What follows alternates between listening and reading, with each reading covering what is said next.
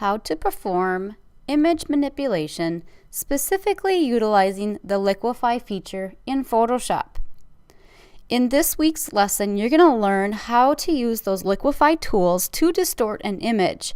We can freeze and thaw areas, which is really beneficial. We'll also look at how we can use a mesh feature to distort an image. So we are able to delete unnecessary imagery.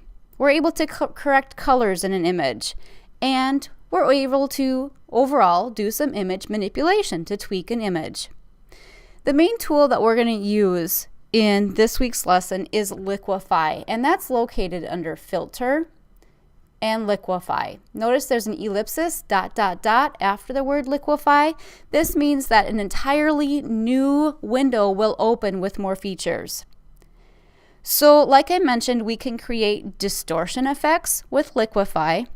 We do have more control with Liquify than what we do with the typical smudge and distort filters.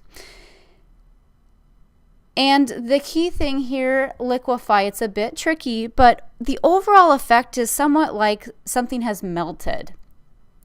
So it takes a little bit of practice to get used to. When I go into Liquify, this is what pops up. We have some tools over here, and the tools help us in creating our effect. So we can modify the brush size, number one. You can see that I have my tools over here and my options over on the right. I can modify my brush size, and I can modify the brush pressure. I also have some advanced items that I can work with. Within my tools, a lot of them will have some advanced modes. So I have a forward warp tool, a twirl clockwise tool. I have a pucker and bloat, a push left, a freeze, and a thaw.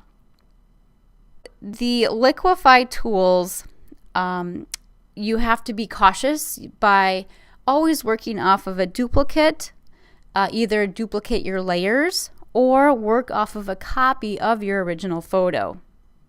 So let's get started utilizing Liquify.